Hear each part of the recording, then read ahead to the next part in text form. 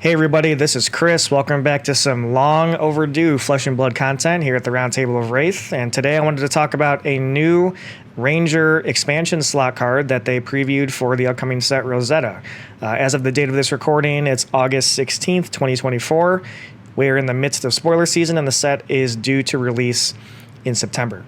So this new card, Plan for the Worst, it doesn't really point to fitting into traditional Azalea or, Riptide archetypes kind of as we know them today. So let's go through the card first. It's blue, which is great. Blue pitch, 3-block Ranger action called Plan for the Worst. And it says, look at target hero's hand and arsenal. At the beginning of their next end phase, they discard all cards in their hand and destroy all cards in their arsenal. Search your deck for up to 3 traps, reveal them, put them into your hand, then shuffle 2 cards from your hand into your deck. So you get to have full hand knowledge and arsenal knowledge, and then you get to search your deck for up to 3 traps and shuffle. You show them to your opponent. You shuffle any 2 cards from your hand back into your deck. So since this doesn't have go again or anything like that, it doesn't really, I don't think, necessarily fit into, Riptide as we know him currently. For the most part, Riptide seems to be played, akin to the Death Dealer Azalea type style where, bolt and shot, go again, arrow after the fact, stacking up non-attack actions, you're laced with blood rots, your pumps, all that kind of stuff.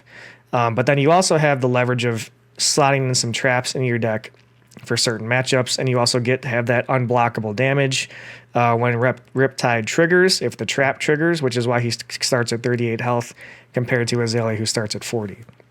So thinking about this card, the Plan for the Worst, why is Legend Story Studios making a card like this? And the answer, I think, is that they want us to play Riptide in a different way than how we've been playing him so far. So if you kind of look at these cards that are, Riptide specializations, and although Plan for the Worst and Reel In are not Riptide specializations, they might as well just say they are, because at this point, with only Azalea and Riptide, we're not really playing traps in Azalea. Azalea just pedal to the metal, try to hit you as much damage as possible, as fast as possible with her lack of armor and devastating on-hit type effects. So aside from Murky Water, when you look at all of these cards, they have one glaring thing in common. It is that they are all blue pitch cards. Now, granted, you're not playing Buzzsaw Trap, Collapsing Trap, and Spike Pit Trap into every matchup, but the rest of these you probably will. So I was trying to think about building this deck. If you have such a high density of traps in your deck to make Plan for the Worst work at a higher ceiling, to make a card like Reel In work at a higher ceiling, it really makes it difficult for us to include packages of a lot of pumps and a lot of arrows, because now our deck is kind of split between these 3 ideas of traps, pumps, and arrows, where in traditional Azalea or, as Riptide kind of changes this balance a little bit, but your deck is more or less 50-50 pumps and arrows. So that kind of got me thinking, if we're in this really defensive, heavy blue pitch type build, how can we still apply pressure and still threat the opponent with damage while we have all these defensive traps in our deck, clogging up the density of our potency of attacking our opponent? And that led me to start thinking about, what if we copied the Bullander, Icelander idea, and we played the generic 3-cost, 7-power attacks. And that way we could have a lot of blues and still be able to threaten a lot of damage with only 2 cards left in our hand if we're blocking a lot on our opponent's turn. So it's not going to play exactly like the Icelander deck, obviously, because we don't have instant speed interaction, but we do have traps and things that we can poke our opponent with for that extra waning moon, quote unquote, in quotes, tongue in cheek type damage on the opponent's turn. If we're playing a lot of traps that trigger all the time, it's potential that we can get maybe 5, 6 plus damage in a game just off of playing these traps. So, here's an idea. What if these 26 cards you've seen on the screen, what if this is like the core of the deck? We have 26 cards. Murky Water and Line It Up, I'm figuring are going to be early pitches if we see them early. And then on second cycle, you can play to having this density of lining up in murky waters to where you can more likely see them together to throw in that dominate murky water. And by that time as well, you also have a lot of traps in the graveyard to trigger for the murky water. But otherwise, we're just sending E-Strike, Fendel's Fighting Spirit, Wage Gold maybe, but it's a new 3-cost 7 that wasn't around, for the Icelander deck, and then Wounded Bowl.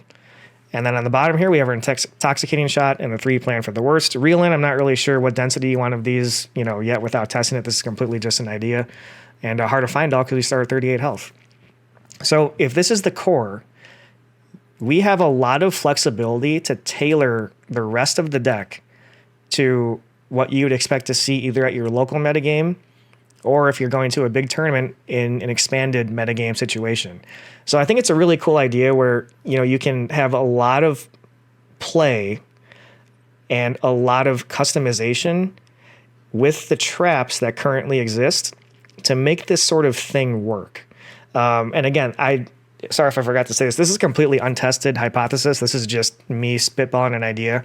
But I think, as I mentioned before, I think LSS are telling us by making all of these cards blue, they want us to try something different and, not just play the usual 0-cost, almost no blue cards, Azalea, or, very low blue count Riptide that's been basically played up until this point. So, if you see here on the screen, this is just a sketch that I just made, just an idea.